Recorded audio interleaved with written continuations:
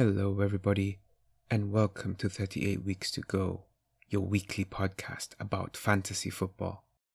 Week 12 is done, so we now have 25 weeks to go. So, let's go. Let's get into it. Day 1 was a very scary day.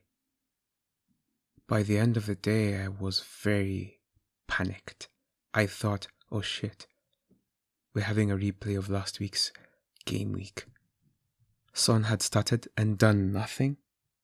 No Arsenal clean sheet, no Crystal Palace clean sheet, no Newcastle clean sheet. I was looking at my defense and it was like 1-1-0.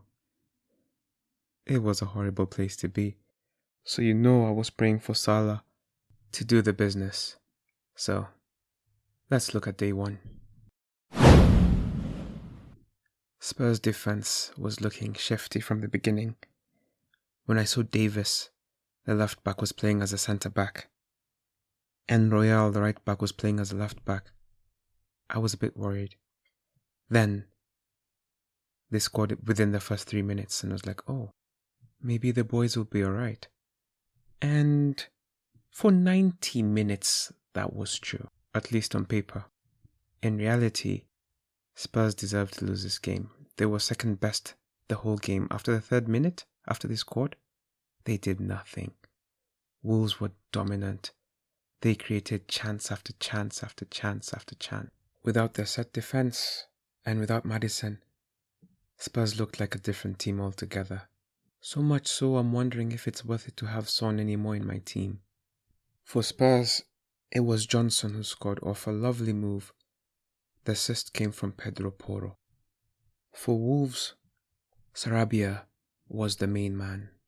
He came on in the 87th minute, scored 1, assisted 1. Cunha had the assist for his goal, and he gave the assist for Lemina's goal. Sarabia scored a beautiful goal. If you haven't seen it, it is one of my favorites of the weekend, if not my favorite. Lemina got the 3 bonus points, Sarabia got 2, Johnson and Pedro Porro from Spurs got 1. Wolves are a surprising team. When you think they're going to win, they lose, like last week against Sheffield. And then when you think they're going to lose, they win. I swear football is so unpredictable. As for Spurs, their team is just totally different. Ange can't play the ball that he loves to play. At least not yet. Maybe the international break will help people recover. But as it stands, Spurs are not the prospect they once were. Son failed to register a single shot on target. And something random. Wolves in the Premier League this year in 2023. 3-0 they beat Liverpool. 1-0 they beat Tottenham. 1-0 they beat Chelsea. Then they lost to Liverpool. They beat Man City 2-1 and they beat Tottenham 2-1. So they have a favourable record against the Big Six. Keep that in mind. Arsenal 3, Burnley 1. It's just the same old story. Burnley play a certain type of football and they don't have the right players for it. They make many mistakes and they're forced into many mistakes and they get punished. And they do not punish even if they create a few chances here and there. A routine victory for Arsenal. Saliba scored. He doesn't score too many, so this was good. Trossard scored. Zinchenko scored. Saka and Trossard had the assists. Brownhill was the scorer for Burnley. Trossard had 3 bonus points. Zinchenko had 2 and Saliba had 1. This game was a little bit painful for me because I had Nketiah in my team, counting on a start and an easy victory. The victory was easy, but Nketiah came on, which was painful for me because he didn't need to play. I was wishing that Vieira got the red card before he came on, so that he wouldn't have to play, especially since I had Tsimikas on the bench and Palmer on the bench. Saka has only had 1 shot on target in the last 4 game weeks. Trossard is Arsenal's top scorer this season. Who would have thought? Burnley have conceded 2 or more goals in 8 of their 11 games this season. So, always bet against them. Crystal Palace 2, Everton 3. This was a good game. These two teams have their dynamic players back, and it showed they attack better, they move better, they're more of a threat. If you saw Eze play, you would understand absolutely everything I've been talking about this whole last few weeks he's been missing. He was immense. I feel like he was denied a penalty. He deserved a penalty. I also spoke about Mykolenko, and guess what? He scored in the first minute. Mykolenko, Idris Ganageye, who I don't even remember when he last scored, probably 2016 or 2017. It's been a while. This man doesn't score goals. And of course, Doucouré scored. He tends to be where good things are happening when Everton is playing well. Doucouré, Mykolenko, and Harrison had the assists. On the Crystal Palace side, Edouard got back in the goals and Eze got back in the goals. Lerma had the assist for Crystal Palace. No clean sheet for me, so Anderson was not worth having in this game. Lerma got the 3 bonus points. Doucouré and Ganageye got the remaining 2 bonus points each. It was a good game. Everton definitely do not look like relegation contenders as they did earlier on. They seem to be playing a brand of football that is working for them, and we should start looking into having assets from them. Doucouré, Mykolenko, Harrison, and DCL are the favourites so far. Or if you want to be cheeky, Ghana. Man United played Luton and they won the game 1-0. This is the kind of game where you're happy when you see that it is Lindelof who scored for Man U, because you know not too many people were banking on the Man U defence, well, except Onana. But outside Onana, very few people have Maguire, fewer people have Lindelof, and especially when he had the haul that he did, you're kind of happy that very few people have him. He is not the differential that he could have been. Luton tend to have a goal in them, but this wasn't their day. Man U won 1-0, still unconvincing, but they got it done, and they've got it done for 2 weeks in a row. Maybe they're building onto something. Lindelof had 3 bonus points, Reguilon had 2, and Onana had 1. So it goes to show that Man U defenders really carried the day. Højlund failed to score. He really blundered with 2 chances. Rashford hasn't done anything since Gameweek 4. So please, if you're holding on to him somehow by this point, I hope you can give up on him now. Random. Maguire is 4.3. He has started the last 5 games. He has 3 clean sheets. That's not bad value. Think about it. In spite of his reputation, he's doing well. Newcastle 0, Bournemouth 2. This was the surprise game for me of the weekend. I was so sure that I was getting another Trippier 9 points and maybe even 15 because he would have 2 assists. But once I saw that they had a 17-year-old in the midfield, I was a bit panicked, but I said, let's see what Eddie Howe has. I keep saying that we need to worry about teams that play in Europe because that readjustment doesn't seem to come easy for many, especially for teams that are new to Europe. Bournemouth were the better team from the get-go. They should have won this game by more than 2 goals. It's almost as if Eddie Howe either was just letting his old side win, or the team just did not understand the team report, the team scouting meeting. They just didn't get it. Solanke scored 2 goals. He was dangerous. All our Newcastle defenders got very little. Very disappointing. They were just disappointing. Pope made like 8 saves. He was immense. He did his best to make this result look respectable. And it did. I don't know if you saw the video of Trippier confronting the fans because the fans were having none of it. And he was making an excuse about lack of players.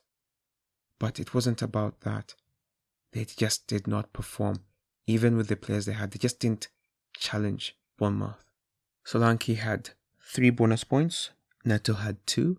Kelly had 1. And for his valiant efforts, Pope got a bonus point as well.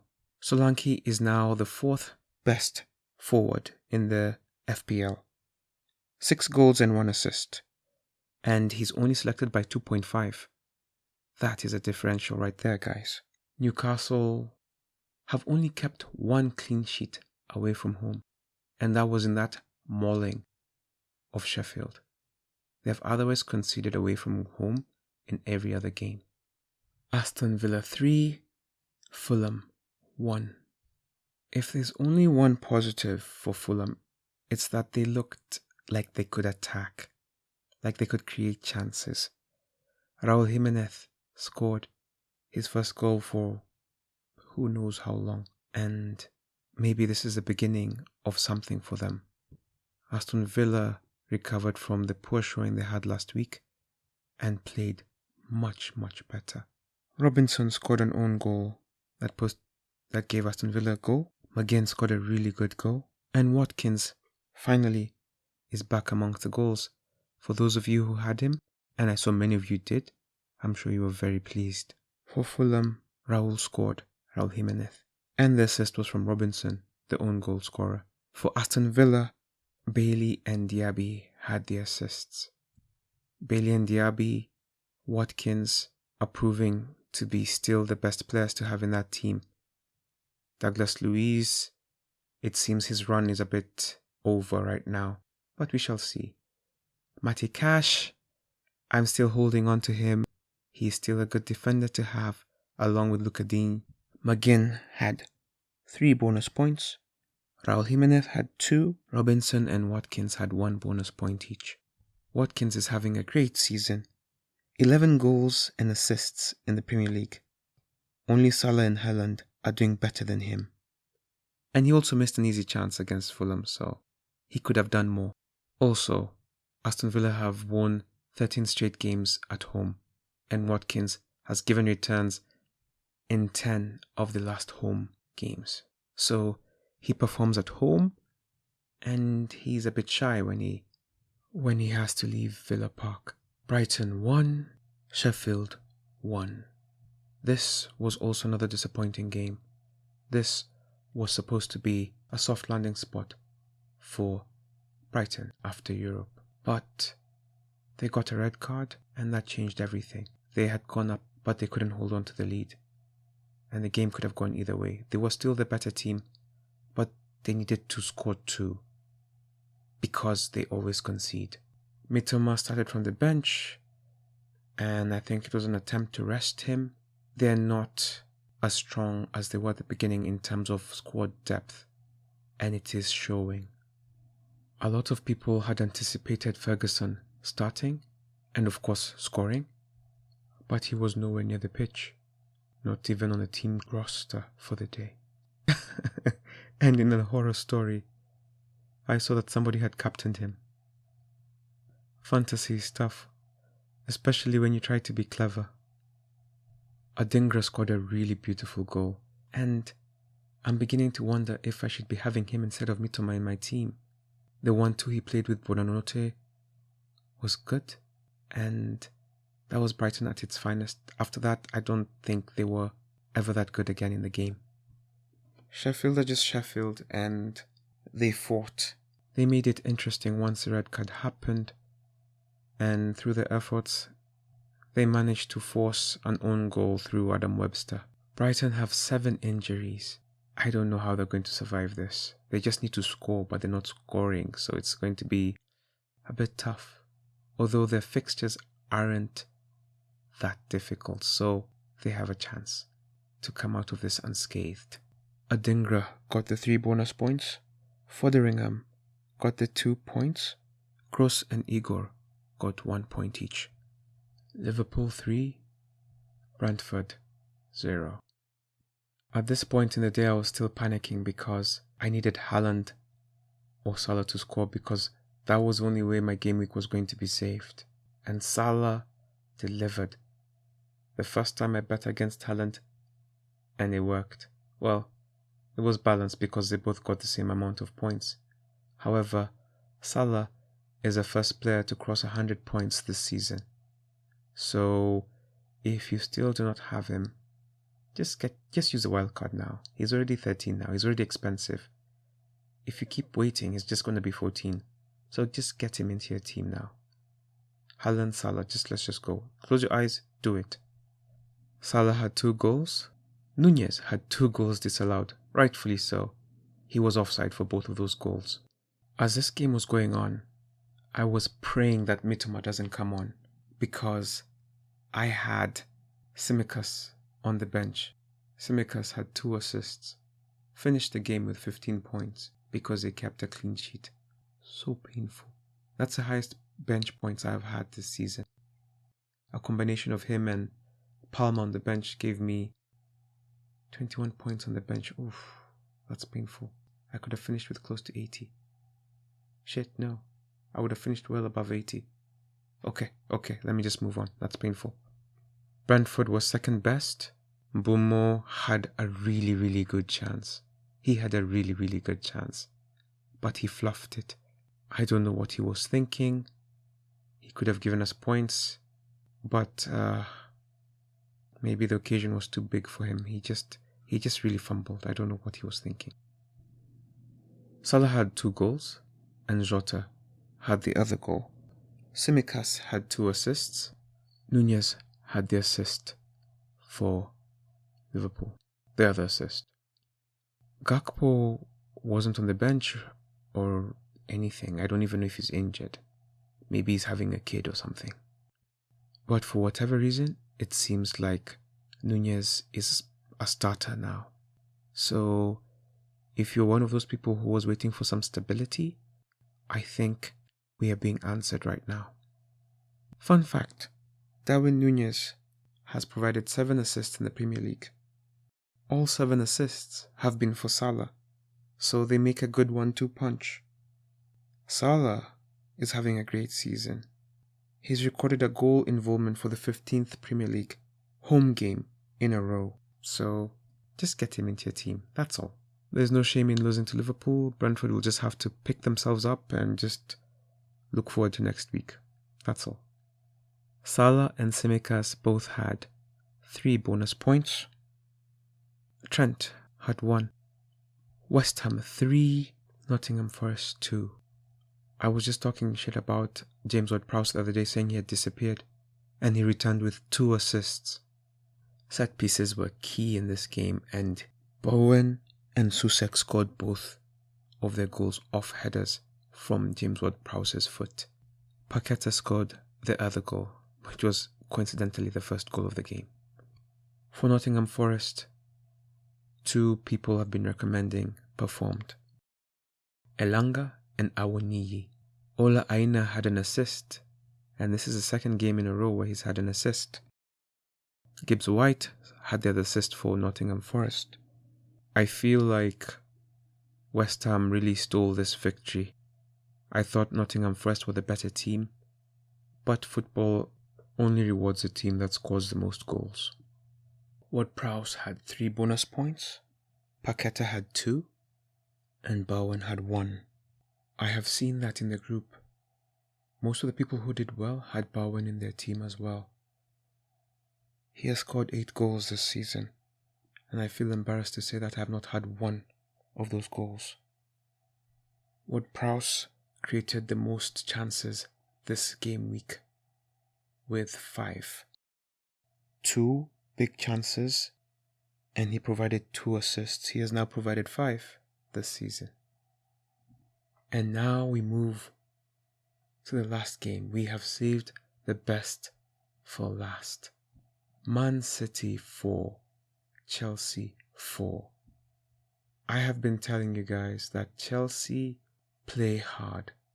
They seem to know how to raise their level when they need to, when they're playing a big game. For those of you who watch basketball, it's like if Jimmy Butler was a team, he'd be Chelsea right now. I hadn't anticipated Haaland scoring in this game because he has a poor record against the top 6, Liverpool in particular. And so I'd gone for Salah since he had the easier game. Haaland scored 2 goals, a penalty, and some sliding tackle type thing which he sort of went into the goal with, you know. Akanji scored a goal and Rodrigo scored a goal. In fact, when Rodri scored, I was like, oh no, this game is over. But then a foul happened, and Palmer scored the last goal for Chelsea against his parent club. Palmer has scored 4 penalties now for Chelsea. Nicholas Jackson has scored again for the second game in a row. What's happening? Sterling scored, and Thiago Silva scored a beautiful header. No keeper could have saved that. Gallagher has been very solid in the midfield. He has been creating. He had 2 assists in this game. Broja had an assist. He was the one who was felled for the penalty. And James scored. For all of us who had Alvarez, he had an assist. We're thankful. Bernardo Silva and Haaland had an assist as well. Cole Palmer has been a great signing for Chelsea. As a Chelsea fan, I won't lie, I was super skeptical of his signing, and it didn't make sense. 40 million plus for this guy. But he has scored or assisted 7 goals in his last 6 games. However, of course, like I said, he has scored like 4 penalties, so there's that. There were 3 clean sheets this weekend. Man U, Bournemouth and Liverpool. Looking at the points earned this week, when it comes to goalkeepers, Neto had 9, Onana had 8, Becker, Alisson that is, had 7, Fotheringham had 5, and Pope had 4. Random. Fotheringham has made the most saves in the Premier League this season, but that's also because he's peppered with shots almost every other game.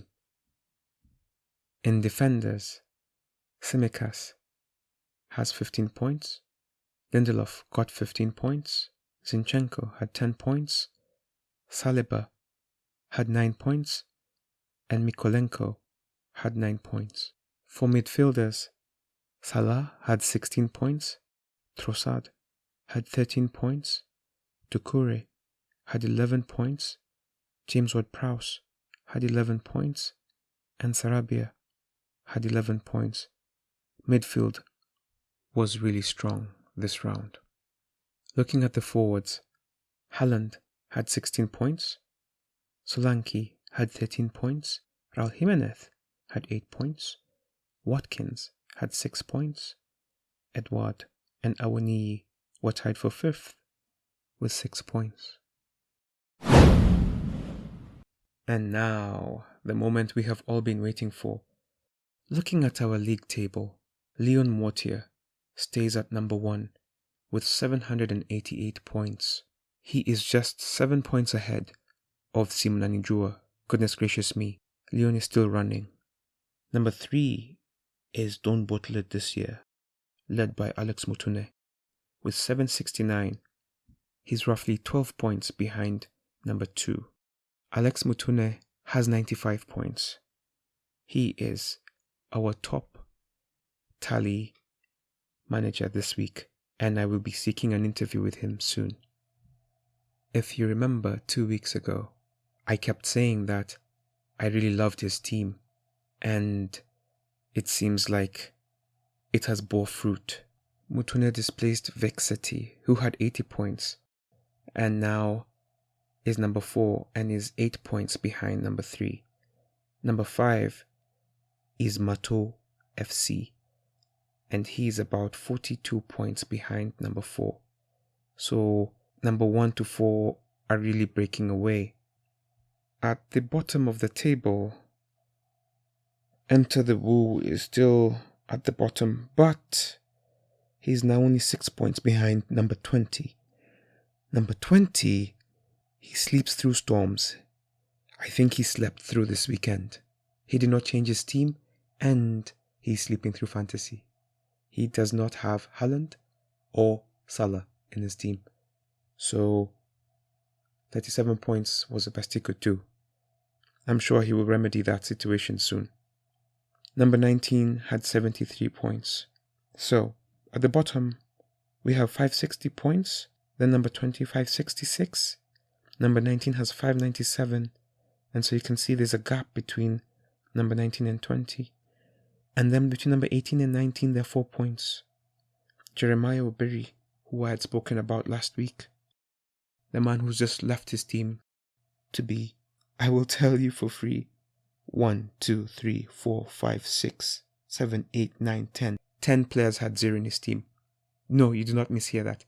10 players had 0 in his team. That is the power of Haaland. Literally, 1, 2, 3, 4 players played in his team. 4 players played in his team, and he got 54 points. Like, he beat number 20, who had everybody play. That is the power of Haaland. Number 17 is the Mount Freemasons. So they have 603 points. Number 18 has 601, and number 19 has 597.